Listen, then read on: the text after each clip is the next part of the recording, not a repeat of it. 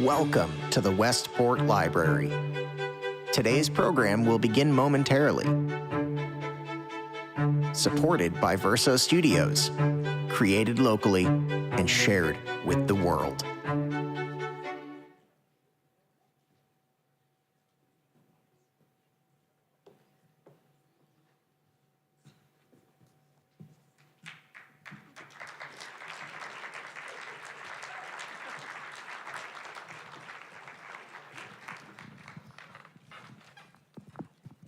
Good evening, everyone. It's so nice to see so many familiar faces here. My name is Melissa Kane, and this is my friend Becky Martin, and we are grateful to have so many of you here tonight with us for an urgent and hopefully really useful civil rights town hall featuring legal and policy experts from the American Civil Liberties Union of Connecticut. In trying to figure out how to move forward during the fog of the past few weeks since the election, I think we both have felt that one of the things that could be helpful would be to bring people together to discuss and figure out ways to combat the potential ramifications of the incoming presidential administration on civil rights and liberties in Connecticut and across the nation. We were excited to join with the ACLU and the Westport Library in bringing this event to Westport because, and I know I can speak for Becky here, we deeply believe that creating spaces for open dialogue and shared understanding is one of the most powerful ways we can show up for each other. Westport has long been a place where diverse voices can find common ground. And we hope that today's conversation will help spark new ideas and, most importantly, opportunities and action as we prepare to hold the line for civil liberties that will most certainly be under threat going forward. Many thanks to the Westport Library for their partnership in making this happen, and special thanks to Secretary of the State Stephanie Thomas,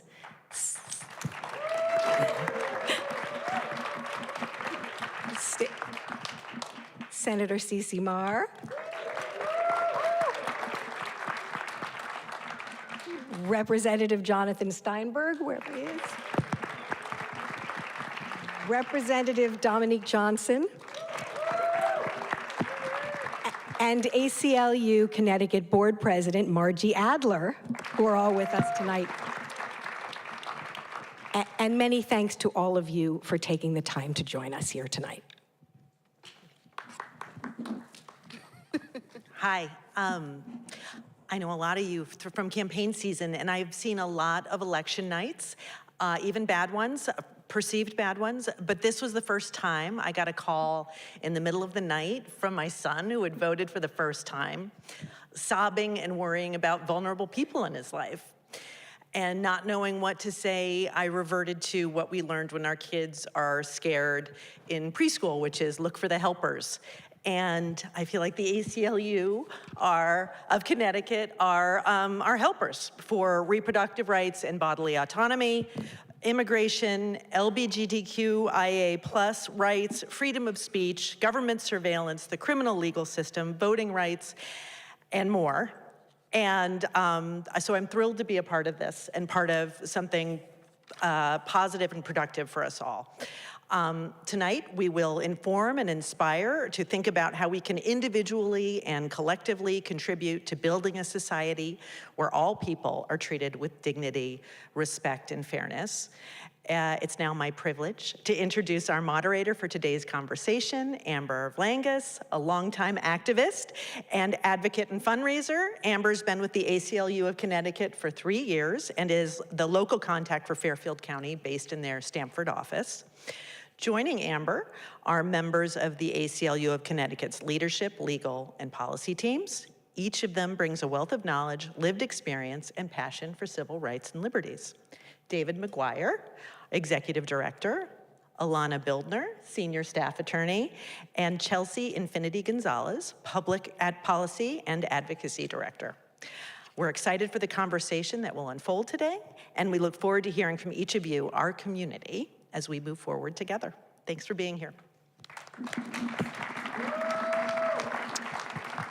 Good evening, everyone, and thank you so much to Melissa and Becky for that wonderful introduction, and to the Westport Library for partnering with us on this event and this beautiful, beautiful space. We are so thrilled to be here this evening, and we are proud to announce that this is our first of many in-person town halls that we are holding across the state in the next weeks and months. We know that you have a lot of concerns and questions. Our staff is here on stage with a short presentation, and I will moderate, and then we'll go ahead and take the questions. We have the staff, over here there is a space for the questions and a microphone, so it's lighting up. That is so cool. Moving forward, if you'd like to ask a question, you can head over to the question areas when it's time for that. We really encourage you to ask questions, and you can direct them to a single panelist, all the panelists when we get to that part. If we cannot get to your question this evening, which we hope that we will, but there's a lot of wonderful people in this room, we are going to be sharing contact information, and you can reach out to the ACLU anytime. We also will be here for a little while after the program. Our staff members will be here to answer questions if you'd like. And you can also go to our website at acluct.org in order to sign up for updates, which will be really important moving forward. We are also on all social media platforms. You can find us at ACLUCT. And with that, I'm not going to take up too much more space and time. We'll go ahead and get started. You are welcome here. We are really excited to hear from you about the issues that you care about most, and our team, again, is here to talk to you. The theme of our town halls that we're doing across the state is, in the next weeks and months, is to strength in building collective power. You heard that from our hosts this evening. Our policy and legal experts will talk about specific issues, and again, we'll have time for questions. We have a preview of what civil rights and liberties in a second Trump administration has promised, and your ACLU has done an immense amount of planning that we will share with you here today. But the most important takeaway from this event is that we are here, you are here, and we're all here together. You are part of an overall greater resistance.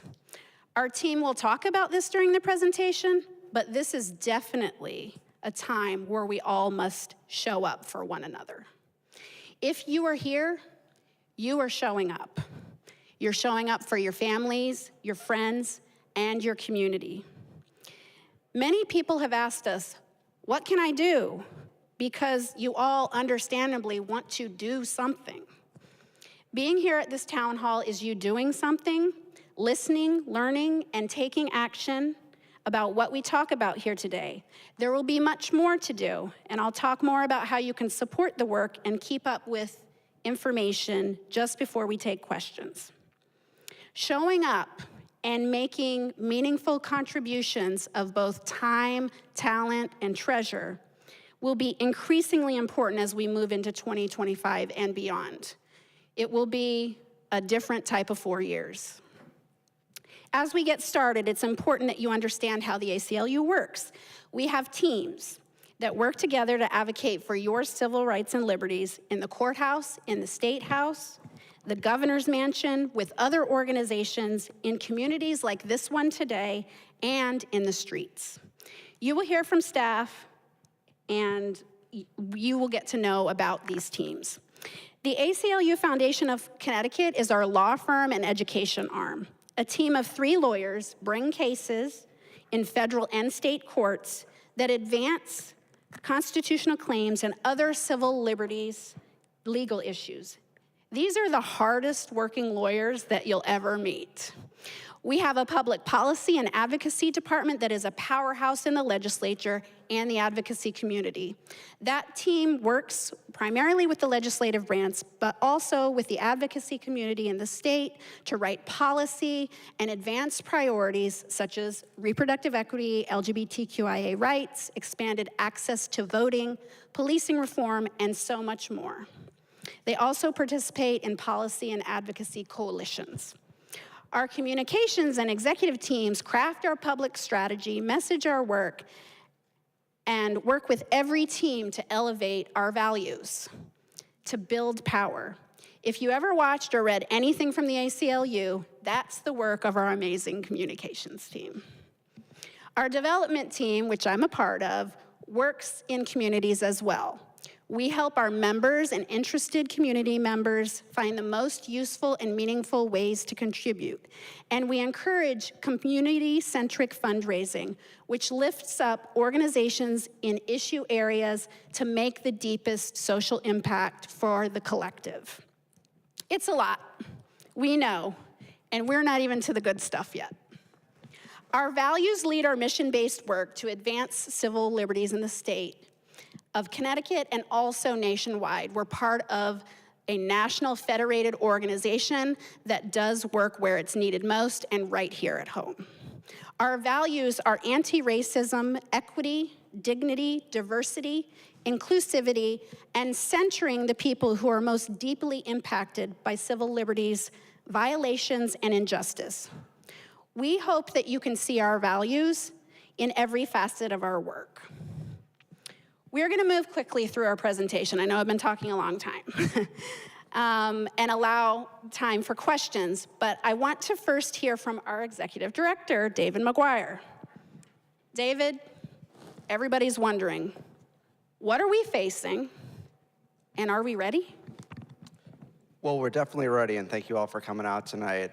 What we're facing is truly a monumental challenge, both for the state of Connecticut and the country. We know exactly what Donald Trump's about to do. He's told us repeatedly for the past several months, and he's operating off a plan, Project 2025, that we are responding to collectively, not just the ACLU, our allies, and all of you. We know that they are threatening to double down on some of the regressive plans that they pushed 8 years ago.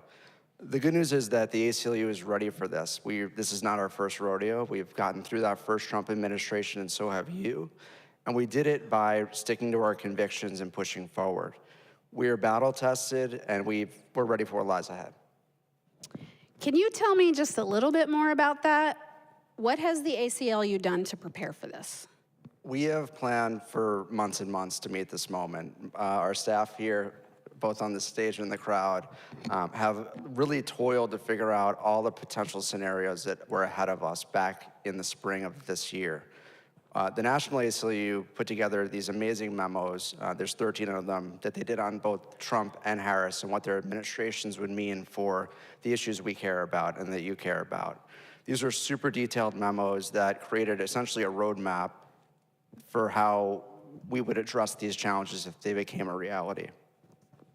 The Connecticut affiliate went a step further and made a specific memo called the Connecticut Memo, which you can also get through that QR code, which was a very detailed issue-by-issue analysis of the threats to Connecticut itself. Part of that plan was also an election safeguarding guide, and I'm really, really proud to say that the state did an amazing job in this last election. People were able to exercise their vote freely, and that part of the plan was a great success. The plan that we put together, the Connecticut plan, which I really do encourage you to read, is that issue-by-issue deep dive into what we need to do. So when Donald Trump was elected, we already had the plan ready. Did you want to mention our firewall for freedom? Yes, that's the most recent part of all of this work. So we had these plans, and literally the week of the election, we sprang into action, and we launched this Firewalls for Freedom page. It's a campaign that is really dedicated to putting pressure on state elected officials to make sure that they show up and protect citizens and residents here in Connecticut.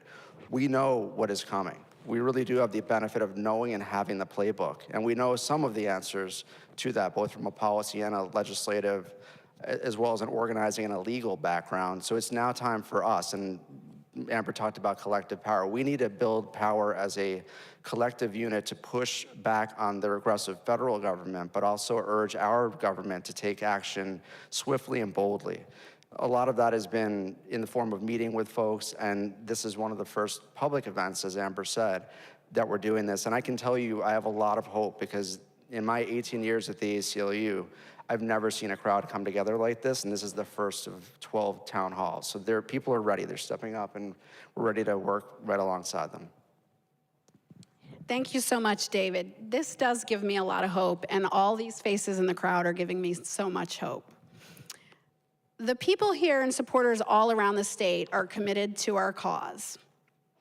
I want to get into specific issues now. Abortion and reproductive freedom had been at the top of everyone's mind. I want to address Connecticut rights specifically, and our policy director, Chelsea Infinity Gonzalez, has deep expertise in this area. Chelsea Infinity, can you tell us about what the ACLU is doing to keep reproductive freedom safe in Connecticut and ensure reproductive justice? Absolutely, thank you, everyone. It's so nice to see so many faces here, as David said. It's not a secret that reproductive freedom has been under attack in this country for a very long time. And with the overturning of Roe v. Wade, things have just gotten a lot worse. People have felt a lot more emboldened, and these attacks are not gonna stop. We can certainly expect a lot more Supreme Court cases and likely regressive policies, as David said, coming out not only of this new administration, but also from hostile state governments as well. In Connecticut specifically, which I'm glad that you named, Amber, I really want to emphasize that right now, access to abortion is legal, right? It's safe to access an abortion here. It will likely stay safe to access an abortion here, but I do want to name that it will become increasingly more difficult in terms of the scope of practice. We definitely anticipate that getting harder for providers, and that'll undoubtedly impact patients, and so that's something that we are actively monitoring. Additionally, we are working on the ground with several different partners, Planned Parenthood, Federation of America, Repro Equity Now, and some other really amazing folks, as well as Massachusetts and Connecticut law firms, and our Attorney General here in Connecticut to open abortion hotlines in both Massachusetts and Connecticut, so that folks in our region, in New England specifically, including providers, can understand all of their legal rights. We recognize that the landscape is continuously changing. The number to that hotline is on this screen. I really recommend that folks take a picture of that you save that in the event that you need it, or that someone you know or love needs it. We all love someone who's had an abortion, even if we don't know it. And so want to name that. Also, we know that people all over the country, it's very clear, we know that people support abortion access, right? We know that people know that reproductive health care is health care, full stop, period. And we want to name that because it's very apparent based on folks who came out and voted en masse to maintain the ability of individuals to access abortion care. Healthcare data privacy is also something that I think is really important to bring forward in this space. Generally, that's been a really difficult issue nationwide, and we anticipate that it's going to become even more difficult to maintain safety with regard to our reproductive healthcare data. Extremist groups already have the ability to purchase this healthcare data, and we are applying tons and tons of pressure in hopes that Connecticut will reinforce shield laws that we already have. We have some of the, we have a really great shield law here in Connecticut, and we want to make sure that we protect that, and if we can take that further, that we try. That way we are making it even more difficult for a hostile federal government to get their hands on your information. And if it's not something that's on your radar, we encourage you to look into it, Digital Defense Fund, organizations, in that space to learn a little bit more about how to keep your information secure and private. In our Firewall for Freedom work, which is something that has been named already, we've provided the executive and legislative branch here in Connecticut with tons and tons of guidance, agency guidance, policy recommendations, executive order language, lots of language and templates for increased protection of your healthcare data. So these offices, these people are we're already in contact with them. We're keeping that line of communication open, and they will continue to do that. They already have access to all of these things and are actively working on trying to find solutions that are that feel good for us in Connecticut. And I will leave it there. Okay. So a legal rights hotline and all this data privacy work are such great initiatives. Thank you so much for sharing those things. What else are we doing to protect and advance reproductive justice and freedom, Chelsea? Absolutely, thank you for naming that. So again, in our Firewalls for Freedom work, we are specifically asking for the use of state funds for abortion, state funds to fund abortion and reproductive health care. So reproductive health care goes beyond abortion access, and that also includes gender-affirming care. So that's something that we really want to name and acknowledge in this space. We have not, at this current time, made any specific asks of the legislature beyond that, because of course we're not in session right now. Session starts January 8th. And so we need to take a temperature check. And as I said, we are keeping the line of communication with our legislators open. And when session does start, we will be able to have some deeper conversations around this. But in the next few weeks, this is what we are very closely working on, and what we have intentionally included in our hundreds and hundreds, similarly to how thick this binder is, right? They have access to that. So that is something we've included in that guidance. We also want to name a comprehensive ballot measure that we are working on right now with our partners, including Planned Parenthood, Federation of America, Equality Connecticut, Repro Equity Now, and other community partners to advance a ballot initiative that enshrines not only the right to abortion access in our state constitution, but again, because reproductive health care and reproductive justice inextricably, undoubtedly includes gender-affirming care, we also want to be intentional about including that in any ballot amendment work that we get into. At this time, we don't know if the ballot initiative is going to take hold this session or next, but it's something that we are very actively working on and supporting. And it's unclear as well if the legislature, will support our plan to include gender-affirming care in any constitutional amendment language, but that is very much a tier 1 priority for us. That's a space that that's an issue that we feel very strongly about, and public support, your support, being here is only step 1. We really will be in the future looking to individuals like yourself to be active in some of that fight, so. This is all fantastic work, and now I want to talk with our senior staff attorney, Elana Bildner, about LGBTQIA rights and attacks on transgender people specifically. What do we know, and what is it that we can do? Hi, everyone. It's so lovely to be here, and truly heartwarming to see all of you spend your Wednesday, Thursday, whatever night this is, with us. Thank you. Thank you. Been a long week. Thank you for taking the time to think deeply about these issues. So, this is not a secret or surprise. I think we have to assume an incredibly hostile, very sadly, an incredibly hostile federal government for any number of civil rights and civil liberties issues, and especially on LGBTQIA+, and transgender rights specifically.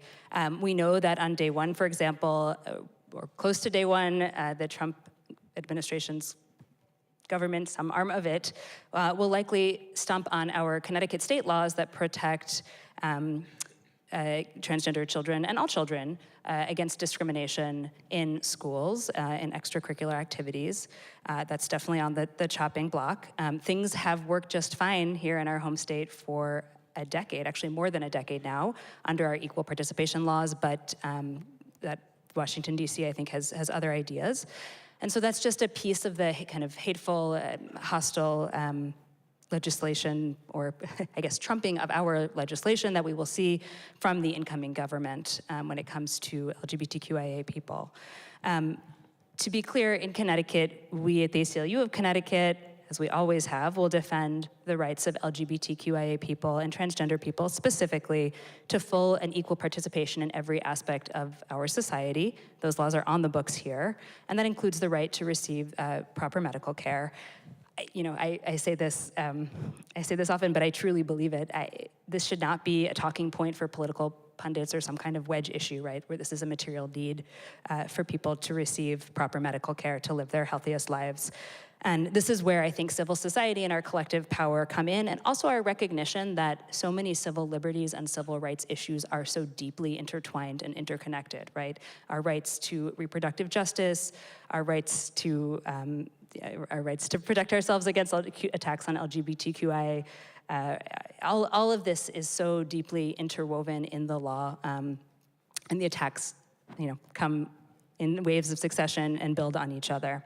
So our firewall for freedom, which I think we have shared a QR code for, has some guidance on, I think we've come up with about half a dozen so far, easily edited statutory changes that legislators can make to help safeguard both reproductive health care rights that we have here in Connecticut and the right to gender-affirming care, and including safeguarding those against attacks or infringements by other states that may not share our values. That's also top of mind for us, right? Not just the federal government, but what other states might be empowered to do in terms of reaching into Connecticut. So we will fight for those freedoms on every level. Thank you so much, Elana. Such important information to share. So now I want to address what many people see as the issue of the day: immigration and potential mass deportations. Elana, can you tell us what's going to happen? And Chelsea Infinity, can you tell us what the ACLU can do about this? Thanks, Amber. To be clear, I think none of us knows exactly what's going to happen, but as David said, we need to take this administration at its word. And its word has been quite clear on this issue. We expect human suffering and I guess kind of shock and awe type demonstrations on day one and well beyond when it comes to our immigrant selves, friends, neighbors. So I think we all let's take a collective breath here, right? We need to move quickly through our shock and not be paralyzed with fear when we see these kinds of attacks come in.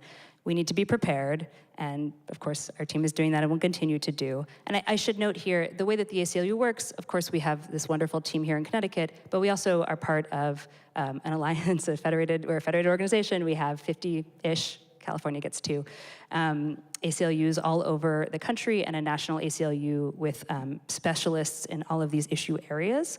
Our immigration rights team at the national ACLU was on the forefront of almost every single lawsuit during the last Trump administration when it came to immigration issues, and I expect they'll be right back there again with a powerful network of colleagues and partners. We know that mass deportations, suffering aside, will also cripple industries and economies, especially in border states, perhaps less here. So ICE raids here, it's hard to tell. They could be more symbolic and cosmetic, and maybe less common here in Connecticut. But of course, that doesn't make them any less jarring or awful. I want to be clear, we do have one of the strongest laws on the books right now in terms of strong, but needs to be much stronger, sorry, in terms of preventing law enforcement from affirmatively cooperating with ICE, in that they cannot do 3 things. They can't detain people. Connecticut law enforcement cannot detain people for ICE. They can't share certain data with ICE, and they can't allow ICE to speak with someone in their custody. There are certain exceptions to this. It's nuanced. I'm not going to go into it now. This is called the 2019 Trust Act. It built on something called the 2013 Trust Act. It needs to be stronger for what's coming, and Chelsea Infinity can tell you more about our work on that. But we are ready to enforce those guardrails so that the federal government cannot deputize our Connecticut law enforcement to do its dirty work. And we also have strategies in place if the National Guard is deployed against citizens, and we'll continue to meet with city and state officials about this. But if you take away anything from what I'm saying, we need some legislative changes, sure, but I think the most important thing is that a lot of this, quite honestly, just requires public pressure and public protest, like it did last time, like it always does, right? This is not a time where we, I think, can sit and wonder what to do. This is a time for action, and there really is strength in numbers. Thanks so much. Yeah, so our public policy and advocacy department feels very similarly. We must stand up for one another, especially in these times, and especially knowing all that we've named that's coming, and the things that are coming that we have not and cannot prepare for, right? Because we just genuinely cannot anticipate what will happen. So one thing's for certain, we will for sure be asking individuals, especially come session, especially come the new year, to take to the streets with us, right? We are very actively supporting organizations like Connecticut Students for a Dream, organizations that have been doing this on the ground work for a very long time, and we want to honor that and also show up for them and for the communities, right, that are directly impacted by these restrictive policies that are to come, so in the immigration space specifically. So we really, really hope that you will all consider joining us and the coalition of advocates all over the state in these efforts. We mentioned our Firewalls for Freedom work several times, and part of that is we've included in the guidance that we've already provided the executive and legislative branch we've included several recommendations such as draft guidance for state employees to refuse cooperation with ICE, the Trust Act that Elana named, right? We are calling for amendments to strengthen that. There are still some loopholes, right? There's still some vulnerabilities there, and we want to ensure with everything that is coming that our immigrant population, undocumented communities, individuals in Connecticut feel supported and safe. And so, we want to ensure that through impact litigation, through our amazing legal team, through public policy advocacy and engaging with legislators and other key policymakers and decision makers, as well as really centering, the community that we are here talking about and including them in a lot of these efforts.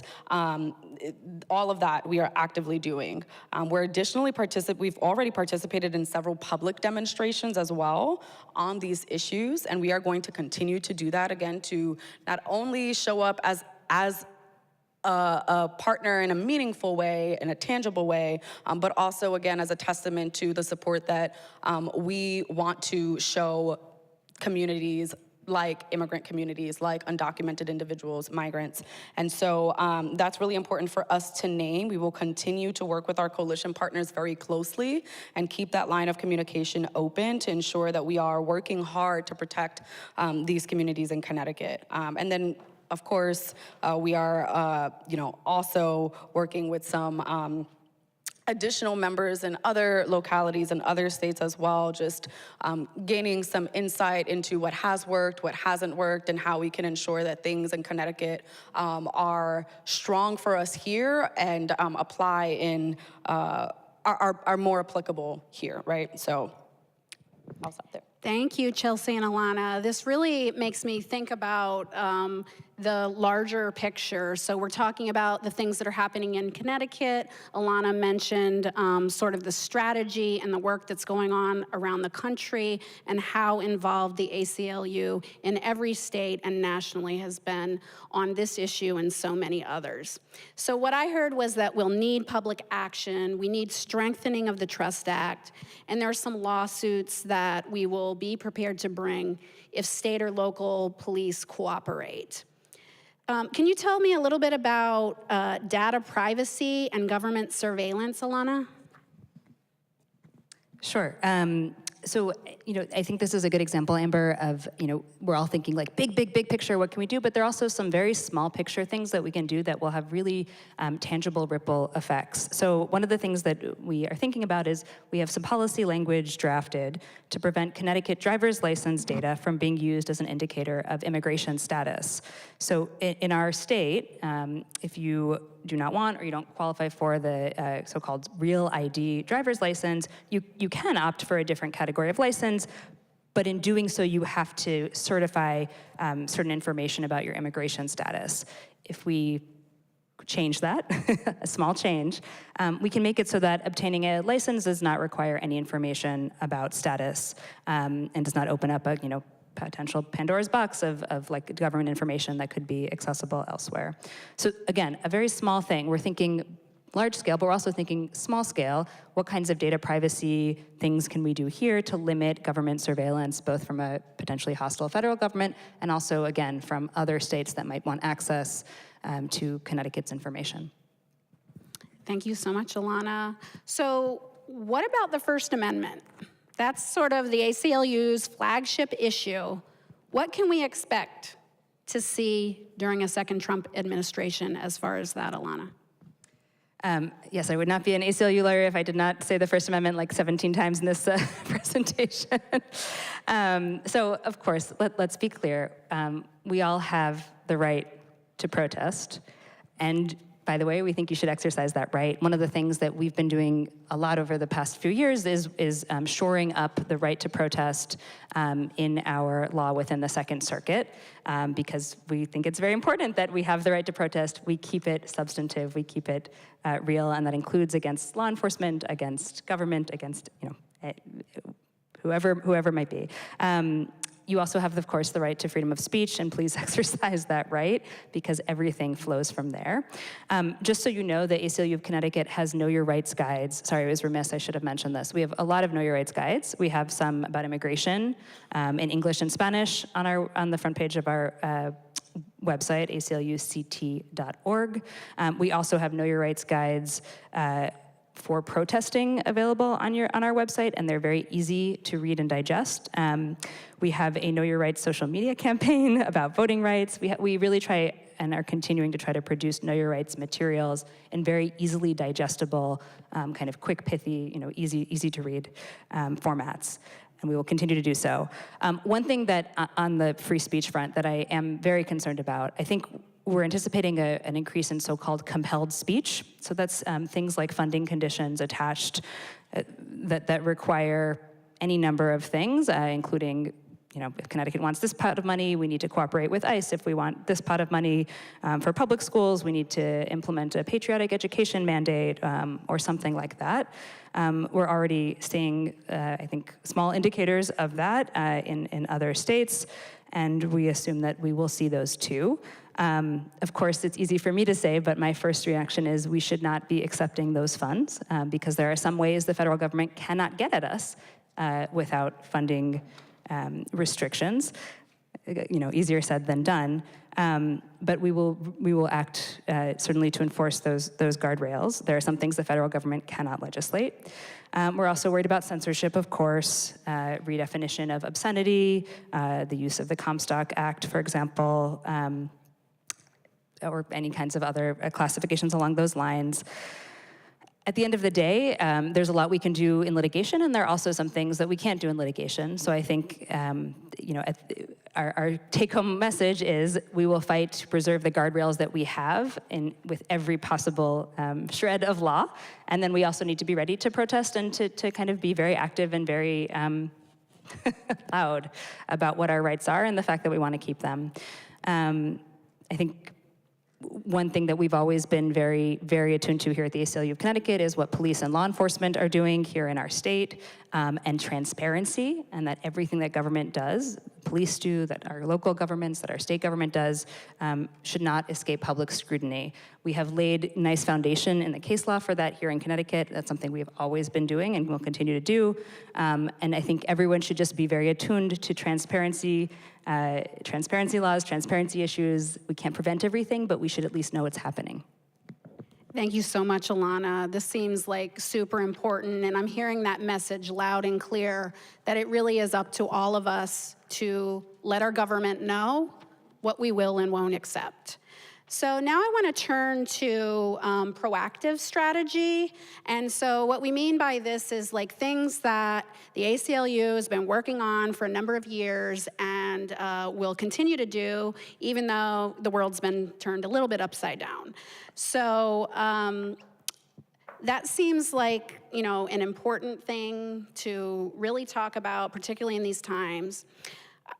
I want to get to the public questions in a moment, but I'm sure people, they really want to drill down, right? So, David, can you just briefly tell us about our work, our proactive work, the things that we've been working on, and what we'll do moving ahead? Absolutely, I can. That could be its own presentation, but I'll go through some of that. At the top level, we know that Connecticut can not only hold the line, but also should take an opportunity to expand rights and protect more people. So we're going to continue with a proactive policy agenda in addition to our reactive firewall response work that we just spoke about, for a number of reasons. To give people hope, to create more protections for folks that are going to come to Connecticut for care they can't get elsewhere, but also because our work is long-term work. And almost none of our work, whether it's our litigation team or our policy team, happens in a calendar year. We're looking at campaigns, we're looking at multiple years of work to get to what we believe is a just outcome. The work that I'm about to walk through is work that we're able to do because of support from folks like yourselves. To rewind us a bit to 2016 when Donald Trump was elected, we were a staff of 6.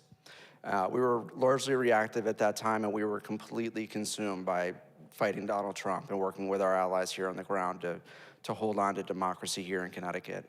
This will be very different this time. We care very much about our staff's well-being, and we are doing everything we can to be equitable and treat our staff well. But we also have enough staff that we're able to have cross-departmental teams and get a lot done in addition to our firewall response work. So I'll tell you about some of those opportunities. We are now up to a staff of 17. We have tremendous vision of clarity and mission here, and we have amazing partners like you've heard about. Partners from all over the state as well as local partners who are able to help us do this work, and we're able to help them do their work. One area that we've done a lot of work in the past 5 or 6 years is voting rights. It may hopefully not come to a surprise to you, but we were very, very far behind in terms of voter access here in Connecticut.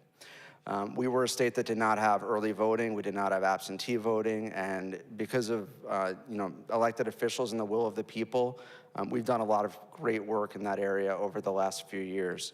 As you all know, we just had our first election, general election with early voting. It was a massive success. Almost a third of the state voted that way. And we were very proud to play a role in that. Ultimately, the next big step is figuring out how we implement no-excuse absentee voting. The ACLU has 3 different organizations. Amber alluded to them, a C3, which is our law firm, a C4, which is our policy arm, and we also have a PAC called the Connecticut Rise PAC. Our PAC did amazing work this last year. They canvassed, they door knocked, they did Know Your Rights guides, and we were part of a coalition of voting rights organizations and grassroots groups that got no-excuse absentee voting across the finish line. It is now very, very important that we seize the momentum and the will of the people and get to the Capitol this year and implement a strong, robust form of no-excuse absentee voting. People deserve many safe and accessible ways to vote. So you will see us showing up at the Capitol on that work for sure. Another piece of work that we'll be doing is figuring out ways to have a very meaningful and robust ballot curing process. We did see some snags in the election around early voting. They are very minor and they were not nefarious in any way, but we need to find ways to get voters to have their ballots accepted and cured. So we'll be working on that as well. Another area that you've probably seen the ACLU of Connecticut involved in is the criminal legal system. We as a state have one of the most, I'd venture to say, racist criminal legal systems in the country. The racial disparities are off the charts. Our prisons are almost the exact inverse of our state's population in terms of racial disparities. And it's something that is a flashing, red arrow. We have been doing work in that space through our Smart Justice campaign for years at this point. And we will be continuing that work this next session. We will be taking up a push to make it illegal to discriminate against people because of their criminal record. Our Smart Justice leaders have pushed up repeatedly to us that that is the biggest barrier they face at reentering. When people have served their time, they deserve the right to all human rights that are afforded to everyone in our state, including the right to housing. So we'll be doing work in that space. You will also see us showing up in following up on some amazing work that Elana and Grace and the rest of our legal team did on prison debt. We as a state collect a very large amount of money. We bill people for every day they spend in our correctional system, which is a completely backwards, inhumane, and we posit unconstitutional practice. There was a resolution of a case recently that our legal team got, and 3 of our clients had their debt erased, which is great, but we're not stopping until that statute is off the books. So you'll see more from us, both in our legal team as well as our policy team on that. couple other emerging issues that we're going to be involved in is AI and data transparency and protection. Elana spoke a little bit about the need to protect data from the federal government and hostile states as it applies to reproductive rights and immigrants' rights. But we also know that local government here is supercharging their work with AI and in some cases really amplifying bias. So we will be doing work and pushing the legislature, if they do take up AI legislation, to do so in a way that roots out bias, creates a right of appeal if people feel that AI has discriminated against them, and overall just try to make sure that any guardrails that are put up are ones that are meaningful for people, particularly as it applies to their civil rights. We will be doing work, as Chelsea Infinity mentioned, with coalition partners in the Trust Act, which we played a role in the first 2 iterations of. It is absolutely essential that we make that as airtight as possible, and there's a real need to do that immediately when session comes in. So as I mentioned, our policy team, our comms teams, and our partners are putting tremendous pressure on our state legislators and elected officials, and we urge you to do the same. They do not need to wait until June at the end of session to do this work. They should do this right at the start of session, so please take up that call with us. The last thing that we'll be doing is really focusing on public education around people's rights. I think many people know the ACLU is known for Know Your Right guides. That's the one, too many acronyms. We are gonna do a better job of getting those out in multiple languages on different topics, collaborating with partners to make sure that those guides meet the moment and have the information they need. Our amazing communications team who's here is also gonna try to make as much of that interactive and multimedia so it gets into as many hands as possible. But at the end of the day, the big call I have for you is to be engaged with this work, both our proactive work and our defensive work. You are all the people that make this work. This is a collaborative effort, and we so appreciate you being here. Wow, that's a lot. We know this is like a lot to take in, and we appreciate everyone being so patient. We're here today to remind you that we all have a vital role to play in the world that we are making in Connecticut and throughout the country. So going back to what folks keep asking, how can you help? How can we build collective power? It's by being part of civil society. This means writing and calling and pressuring your representatives, as has been mentioned, showing up to rallies and protests when asked, means showing up to events like this one where you can get accurate information and be counted as part of the overall resistance. Another thing you can do is write down your own values. Hold yourself and your community accountable for those values. History shows us that regular people can be lulled into complying with terrible policy and governmental actions because of changing societal norms, or just mere exhaustion. Know exactly what you will and will not put up with, and tell all your friends and anyone else who will listen. Get to know one key issue area or group. We are a great group to keep up with because we love to lift up our community partners, and we cover a range of issues. We are prioritizing civil society in a second Trump administration, which means we will have more educational and advocacy-based resources for you in the coming days and months. So stay engaged, stay informed, support partner organizations that are doing the good work and providing direct support to people. Know your own rights, and share resource guides with others. Now I get to put on the hat that I usually wear. The other thing you can do is become a member of the ACLU. Now, it's really important to remember the ACLU does not receive government funding, and you can probably imagine why. So, yes, it is a little bit about funding the work because the work can't happen without money. That's just the world. But it's also about being part and being counted as part of, again, the overall resistance. This is by far the best way to showcase that you stand up for civil rights and liberties, for nonpartisan stances on constitutional issues and the rule of law. If you go to our website, and you can see the QR codes, beautiful QR codes created by comms team up there, you can become a member, and that's very accessible with a low barrier to entry, so anything that can be meaningful to you. And you can also become a member of the Impact Society. The Impact Society is donations of $1,000 and up, and that is another way to make meaningful impact. So again, the ACLU is funded by donations. When you give to the ACLU locally, you are also funding the work around the country. So just know that you are making a deep, deep impact when you give. So with that, we would just ask you to do anything that feels meaningful to you. Again, whether that's donating, showing up, talking to your friends, just knowing that you can make a difference.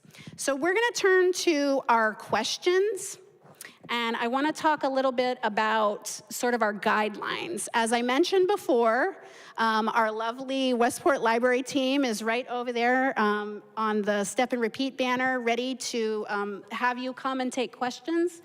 And so we're asking, there's a lot of people here, we want you to keep, if you could, keep your questions to 30 seconds. We would ask that you keep questions to civil rights and liberties issues. We do realize that civil rights and liberties touch almost every issue, but also with limited time and so many people, we cannot answer personal legal questions or things of that nature, even though we would love to hear from you. Okay, so I already covered all the guidelines. Look at me. Hi, folks. So we just would ask if you have a question, if you could come queue up here at the microphone. If for some reason you're unable to come to the mic or would prefer not to come to the mic, we do have staff with note cards and pens, so you could raise your hand and grab a note card and we can grab that from you. But otherwise, please come on up to the mic. We can't take raised hands from the audience. So any raised hand in the audience will indicate you want a note card. Thanks so much. Okay, I see we're queuing up. I want to just start with, we did also get questions submitted. I wanted to start with one question that were pre-submitted, and then we'll go over to the in-person questions. Do progressive states offer any protections from a Trump administration? Anyone can go ahead and take that one. I'm happy to start with that. The answer is absolutely yes. We're a nonpartisan organization, as Amber mentioned, but we know that we're a state and there are other states around us that really protect people's rights and value their humanity and dignity. There's lots that we can do. It's really just a matter of legislators and the governor knowing what the will of the people is, and we already know what that is. It just needs to be made louder. We also have a real, I think, role in the country to be a place that is creating hope and safe haven for folks. There's going to be very, very dark times for everyone in the United States, but particularly folks that have the misfortune in this case of living in other places that their local and state governments do not protect them. So we absolutely have a role. There's a lot of reason for hope here. You all are part of that, but we have a heavy crown to be the leaders on this right now. Thanks, David.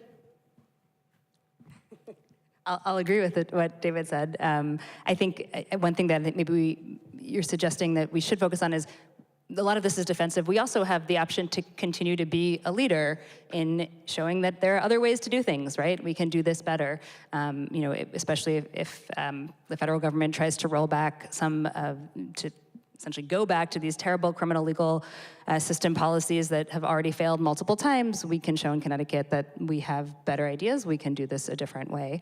Of course, we're working a lot on shoring up all of our shield laws and other kinds of laws that will protect the rights that we do have here against other actors. At the end of the day, there's a supremacy clause that means federal law does affect us, but there are many guardrails that we can actively enforce. Thank you. Let's go ahead and go to some of our questions in person. Good evening. I'm Jonathan Steinberg, State Representative for Metro Westport. Thank you. And I want to thank you for your wonderful presentation, particularly focusing on taking action, resisting what we expect is going to come down the line. You've heard from the incoming administration that a lot of talk about retribution, a lot of talk about in Project 2025, going after those who have opposed them or stand in their way. we have a tremendous number of wonderful advocates right here in this audience, and I'm not concerned that they're prepared to do whatever necessary, but I am concerned about small organizations that may not have resources. They may find themselves targeted by the administration and the use of government agencies to intimidate, to persecute, and potentially even prosecute organizations that oppose their initiatives. And that's particularly concerning given a Supreme Court that seems to be allowing erosion of a lot of the things that we take for granted. What can the ACLU do proactively to protect organizations that are going to be speaking on our behalf? Well, thank you for coming out. I do feel like I'm back at the Capitol and testifying before you. I should have worn my lobbying badge. But in all seriousness, that is a real threat. The ACLU, as some of my colleagues said, have a lot of strength in that we're a federated organization, and our national office has a very large presence at the Capitol, the U.S. Capitol. As we've seen just recently in terms of legislation at the federal level, there will be attempts to really make it easy for the government to withdraw tax-exempt status or punish nonprofits in a multitude of ways.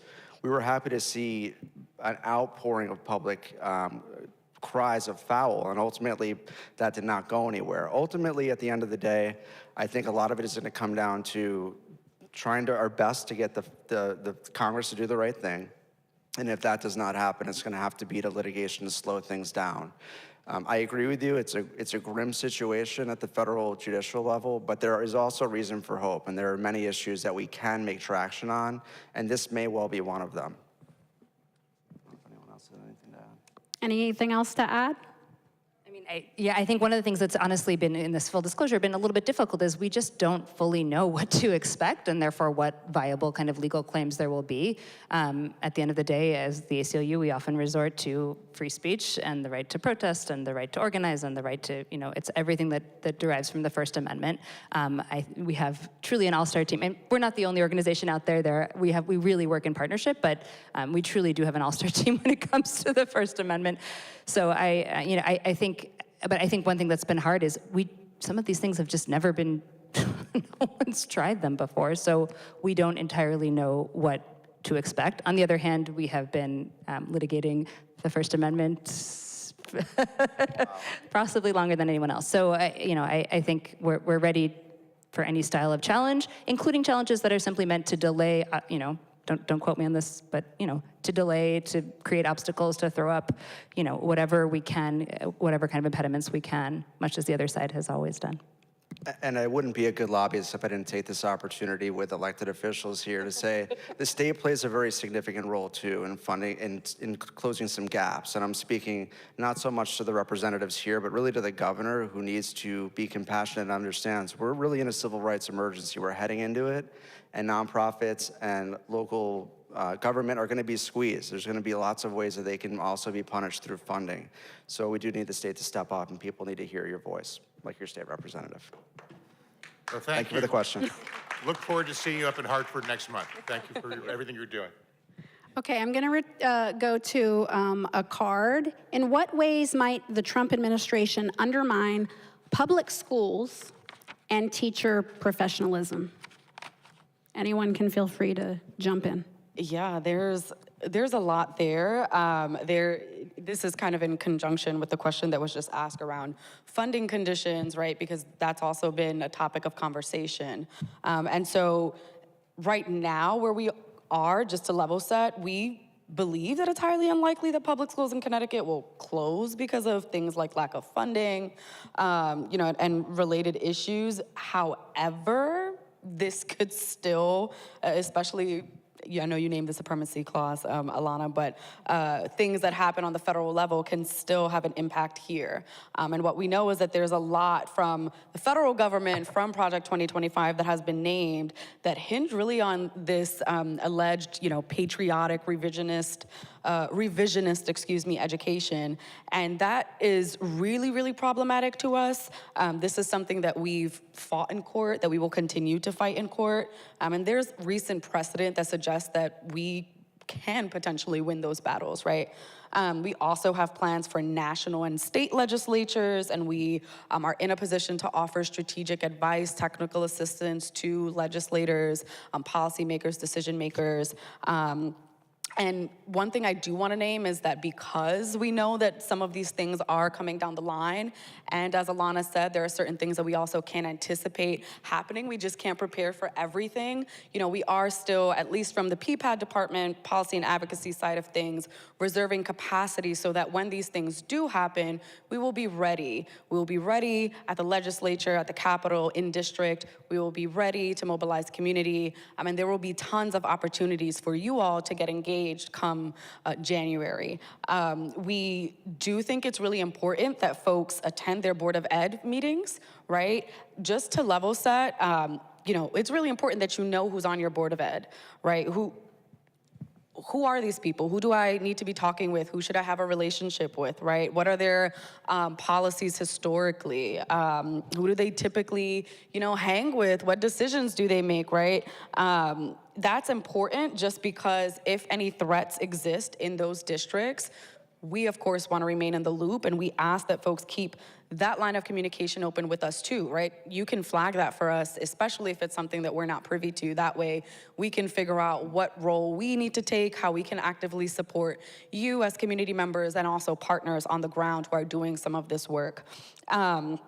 And then, of course, encourage healthy, participatory conversations, community dialogue, and not be afraid of applying public pressure. I think, Amber, you might have mentioned that a lot of this also starts at home, having conversations with friends, having conversations with family, and it's hard to do that if you yourself are not in a place where you're educated on some of these issues and know the key players in it.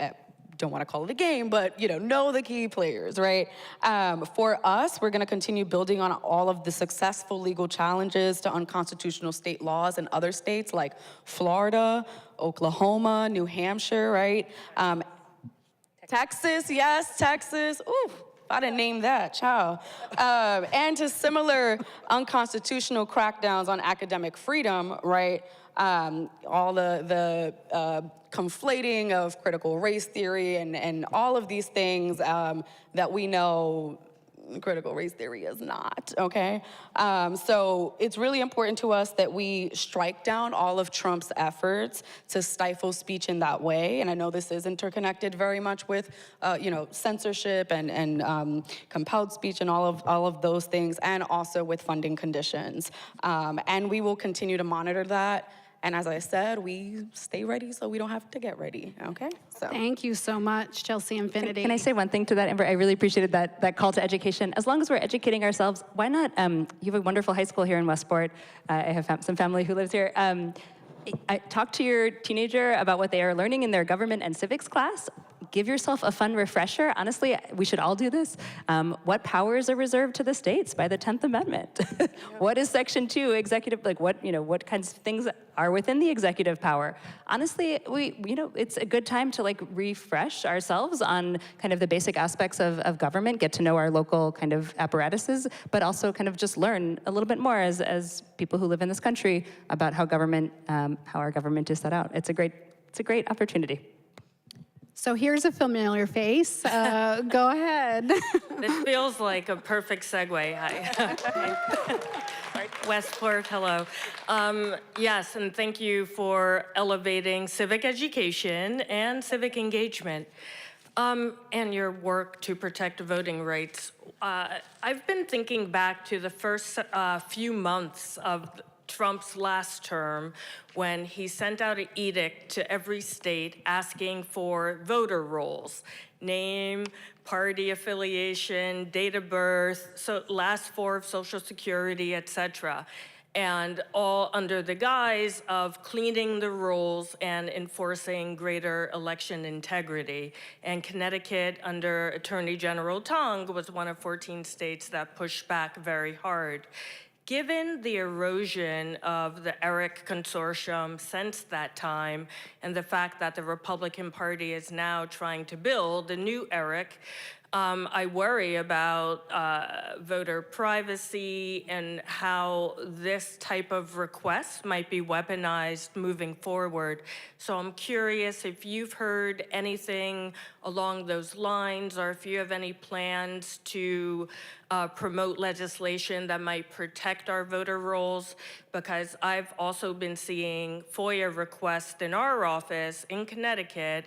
We've gotten about 7 different ones in the last 8 weeks, asking for name, address, and phone number of every poll worker, and all types of data. So I'm just curious if you've heard anything along those lines.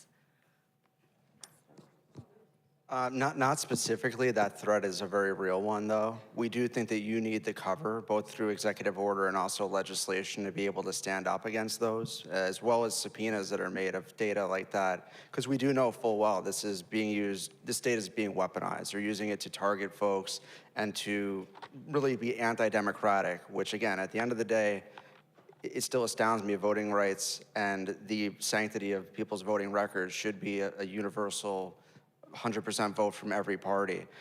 I do know that our national office is also doing a lot of work thinking about, in addition to immigration, the voting rights implications, because if Project 2025 told us anything, it's not a one-off. They're looking to change the democratic institutions in ways that further tip things in their balance. Again, we are a nonpartisan organization, but anything that is anti-democratic like that, we will be involved in. Thank you, and thank you for your work on all the voting rights work that I mentioned earlier. Thank you. So I think David mentioned it, but we do have, nationally, we have a voting rights project, and there are some extremely talented strategists and legal minds working there. So I am sure that this is on that radar, and thank you so much for that question. I'm gonna take one question from the floor, and then I have a note card that I will also do, so go ahead. Hello, I'm Emma from Triangle Community Center. I wanted to ask if you could talk a bit more about what your plans are to basically to help safeguard some of LGBTQ rights.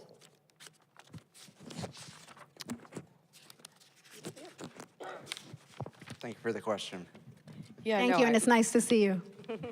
I really appreciate that question. You know, I mentioned a little bit before that we're working really closely with partners on the ground like Equality Connecticut and some other reproductive justice advocates. Reproductive justice to us is something that very clearly encompasses things like gender-affirming care and other issues impacting LGBTQIA plus individuals, TGNC, trans and gender nonconforming individuals, and other folks who are part of the community. And so while it is a space that we are actively, it's a tier 1 priority for us. So we're actively monitoring all of the things as it relates to that. Of course, there's certain things that we can't anticipate, but one thing that we are looking into is, you know, possible constitutional amendment here in Connecticut. I'm really trying to figure out if that's something that, you know, makes sense for us, right? Of course, there are certain moments where we think something will, you know, make sense or will work, and maybe it has some unintended consequences, right, that make things worse or cause more harm, and that is not what we want to see happen. So we're trying to be very, very intentional about our approach. But for us, if we were to do any sort of ballot initiative that is inclusive of access to abortion or reproductive health care, that is going to include gender-affirming care, or at least we want it to. And so we are really, really trying to work alongside our partners and figure out how we can make that a reality. Though I know that, again, as I said before, we're still taking some, where we need to do a little temperature check with legislators. We're not in session right now, but we are actively having those conversations behind, you know, closed doors with key policymakers to see what we can make, you know, possible in Connecticut, and then additionally thinking very intentionally about how we can strengthen the shield laws that we have here to also include gender-affirming care as an example, among, you know, other things, as it relates to DEI, which I mentioned, that very much impacts race and gender curricula, and that's also something that we're actively monitoring and supporting our partners on the ground like Equality Connecticut in all of their efforts, the LGBTQ plus caucus. I know we have Rep. Dominique Johnson here, so you know, we are very much certain things we are prepared for and we are trying to approach very mindfully and intentionally, and of course centering those directly impacted at the forefront. And then there are a lot of other areas where, because these are interconnected issues, it gives us unique opportunities to think creatively about some policy solutions. So it's definitely on our radar. We're reserving capacity for all of the things as it relates to, you know, how we can really support and show up for that community. And while you're there, I promised to hype an event at the Triangle Community Center on December 14th from 12 to 4, a free name and gender marker change clinic. That's part of our friends at GLAD up in Boston, Shipman and law firm here, Triangle Community Center and others have been really working and partnering together in a beautiful way on helping people who are very concerned about personally kind of ramifications get the things they need to get in order quickly. So thank you for doing that.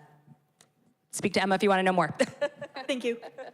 So Elana, I really appreciate you bringing that to the forefront. And I also just want to add that we work with so many different partners across the state in this community.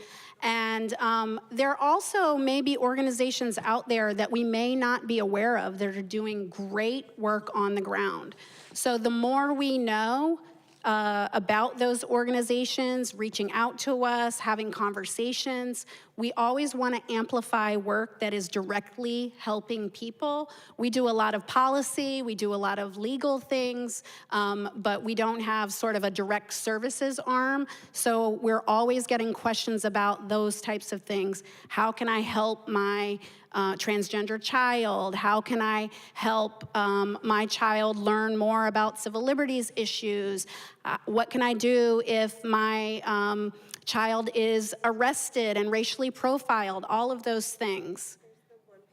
And there is, we actually do have some resources for that at the back table, and we are building out on our website links to these organizations. So thank you so much for highlighting that. I'm gonna go into a card question, and it is, how do you plan to help and protect Black people in Connecticut? I'm happy to start on this. At a high level, all of our work at the ACLU of Connecticut is done through a racial justice lens. We've recently just, thanks to our board president, got through a comprehensive 3-year strategic plan.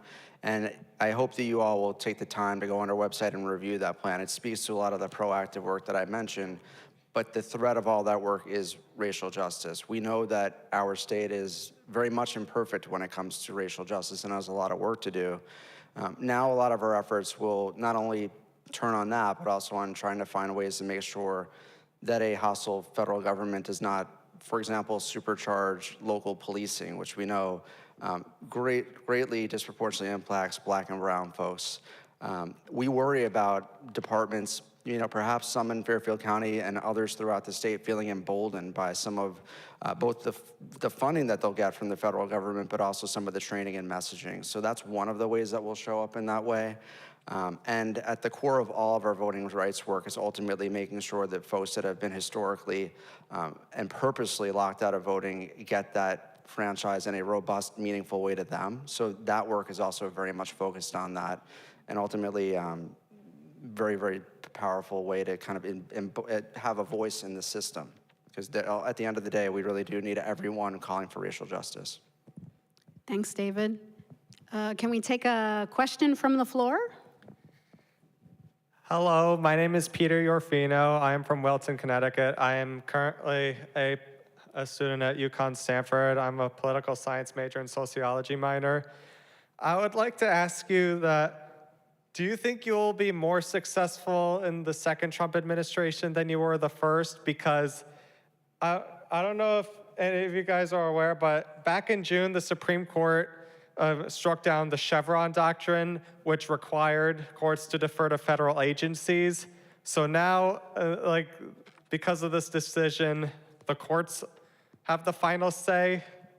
So do you think that might kneecap the Trump administration now?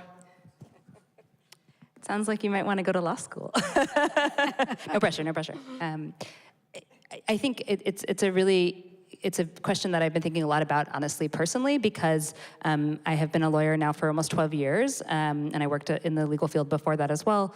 And the federal courts are becoming harder. It's becoming a lot harder for civil rights and civil liberties issues to make their way through the federal court system. And the previous Trump administration's many judges, especially on courts of appeal, I've seen it very tangibly. It's made a huge difference. Judges that are hostile to civil rights and civil liberties are not going to help this time around, right? We do have our own favorable judges and circuits. So like whatever like Trump tries to do with federal agencies, I feel like it could be easier to like strike down what they do because of the Loper-Bright decision. Yes, and you've been reading some great sources. I think there is some hope along. It's weird sometimes what happens, but that may be the case. And I don't mean to be so dark. I think there are definitely routes. Yeah, just throw in that silver lining. Yes. Thank you. Thank you for your question. So I'm going to take a card question and then another floor question. What actions is the ACLU prepared to take if there are any efforts to challenge Landmark? I'm not sure I know. I might need clarification. Oh, turn the card. I'm like, is this a case? Okay. Landmark decision, Loving versus Virginia. There we go. Now I found the case. Makes sense. Okay. I was like, wow, I don't know what I'm saying. You scared me, Amber. I was like, what am I missing? Loving versus Virginia, which is the landmark case that said that people of all races can marry other people of all races. That is a right that we are guaranteed, and struck down Virginia's ban. It's a great example of how interrelated these cases are, right? Loving is related to Scrimeti, which was argued at the Supreme Court by a colleague at National yesterday about Tennessee's ban on gender-affirming care for kids, is related to Dobbs, is related to Roe, is related, right? All of these rights that are so fundamental to us are related to each other. So we've been trying to hold that line in every case that it's come up, right? We've already been doing that work, Amber, I think is the best answer to that question. And by showing up yesterday in Scrimeti, by showing up in Dobbs, by showing up again and again in all of these cases that affect who we get to love, who we get to marry, who, the children we get to have, the autonomy over our bodies, it's all related. And so we are always there to hold the line with great partners, not alone. It's not just the ACLU, but that work just continues. I mean, we'll keep doing it until we can't anymore. Can you talk a little bit about the state Supreme Court initiative, just briefly? Oh, sure. We're also very focused on state Supreme Courts right now as an alternative venue, so bringing more cases within our state systems to shore up civil rights and civil liberties law here at home, and also to expand and articulate some of the wonderful rights that we have as Connecticut residents in our Connecticut Constitution. Another fun civics lesson, and sorry to give civics lessons to people, especially the Secretary of State, but if you're interested, read the Connecticut Constitution. It's a fun read. We have all kinds of interesting things in there, protected classes that are not in the federal constitution, things like that. So we're really working to kind of invigorate that document and invigorate the rights that we have on a state level. Thanks, Elana. Can we take another question from the floor? Hi, I'm Charlie Torreno. I'm a Westport resident, and my question is kind of two parts. To ask what work your organization is doing, and then also to ask what we can do as individuals and community members on this topic. So earlier you touched on the subject of equity, and I just want to ask, what is equity? And why is it important? Like, what role does it play in the work that you do to protect civil liberties? And I ask this question just for context. I believe that our town really has an issue in talking about and understanding what equity is. Our Board of Education, this isn't a direct quote, but they've gone on record saying that they like diversity, equity, inclusion, but they could stand to do away with the equity part. Thank you. That's wild. They could stand to do away with the equity part. Never heard that. Okay. Not a direct quote. Okay. They said, yeah. I think the biggest thing for me is, we can all have the same rights on paper, but if we don't have the same access to those rights, that for me feels inequitable. So equity to me really is about meaningful, tangible, substantive access to the rights that on paper people like to claim that we have. And just to contextualize that in the reproductive justice world or space, which is undoubtedly, as we said before, inclusive of LGBTQIA plus related issues, we can all have rights on paper, say in Connecticut to the right to abortion, right, as an example. But if I'm living in a rural area, if I don't have access to childcare, if there's logistical issues like transportation barriers, you name it, that really doesn't mean I have meaningful access, and that to me feels inequitable. And so I feel like for us organizationally, we operate from that lens of what is not of equality, right, but of equity in the sense that our focus is not on choice, it's on access to the rights that we named, to meaningfully participate in spaces like, policy spaces at the legislature, those kinds of things. I mean, and if anyone else wants to add on the equity piece, please feel free to, but that's my initial read on that. I second that. Thank you so much. And thank you for that very pointed question that's so relevant to this community. Thank you. Okay, so I don't see, we're going to be sort of winding up soon. I have a few more questions from the note cards, and I see someone walking towards me with more cards, which you gotta love that. Okay, so we have time for 1 to 2 more questions. I'm gonna take one that just came here. There's a couple here that are actually duplicative. So let's see. What can be done to keep the wall between church and state? How much time we have left? No, I'm kidding.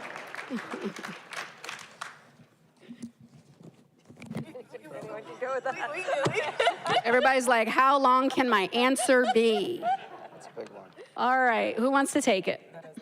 How are we feeling? Well, I will say we have among the projects at the ACLU, we have specialists in the wall between church and state. Our Freedom of Religion and From Religion project focuses exclusively on these kinds of things and is really being responsive to the moment in holding that line. I think one thing, just in the vein of transparency and things that you can do kind of on an everyday level to help hold these lines, these democratic lines in society. Sorry for preaching here, no pun intended. Is really think about and pay attention to the people who are pushing different laws and legal claims and whatever they might say they're working on, where they're coming from. So for example, a lot of the attacks on LGBTQ people are being pushed and the kind of push for all kinds of things are being pushed by people with really vested particular religious viewpoint and organizations, very, very well-funded organizations with those viewpoints. So, I think one thing that we are very attuned to is just generally not just what someone is a legislation or a legal claim that someone is making on the facial level, but like who is behind that push, and is it part of this kind of religious agenda to overtake kind of democratic laws and institutions. It is scary to realize that sometimes, but I think we all have to be interested in the transparency of that, very vocal, and a little bit reluctant to kind of jump on board to initiatives that we might agree with, even when pushed by these organizations that have very, very strong viewpoints that religion should essentially erosion of a line between church and state, right? Know who your bedfellows are and know who's behind different things. I don't mean to be, again, fear-mongering about that, but I think it's very important. Thanks, Elana. Any other thoughts? Yes, I will add that, I think we can all agree religion is never the issue. It's more so the ways that folks have been weaponizing it, particularly, you know, folks in hostile state legislatures, the federal government, Donald Trump, Project 2025. There's a lot that is rooted in claims of religion. And in reality, it's totally misconstruing what religion is all about, and they're using that to really promote and advance their own personal agendas, their own really restrictive and regressive policies, and using religion and claiming, like using it under the guise of hey, we're gonna restrict access to reproductive health care, we're gonna restrict access to gender-affirming care, to all of the things. And that is really harmful and really problematic. And I think that for us is really important just to name, because again, I mean, I grew up in a church, no weapon formed against me shall prosper, okay? But, you know, I am not gonna use those views to trample on the rights of others, right? Especially not human rights that we're talking about, civil rights, civil liberties that we wanna strengthen and protect in the state of Connecticut. Beautifully said. Thank you, Chelsea. Thank you so much. Okay, so I'm making a little bit of an executive decision to take 2 questions because we have a couple that are related and one that I think really comes from the heart, so I have to ask it.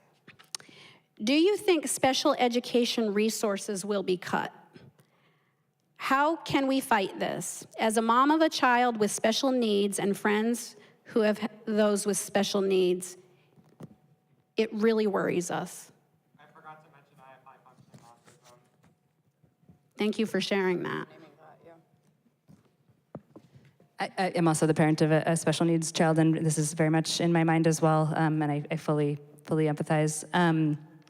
I think one thing to realize is among the things that are reserved to the states is public education, right? So as I said earlier, there are certain things that are within the control of the states. Of course, it's federal funding is how the federal government gets at our state school systems. So I think we really need to be vigilant and attentive to any funding conditions that come along with the federal government, and there will be many, I think we expect, and to be ready to kind of stand alone if we need to in order to preserve the values of our own educational system. That's my best with that.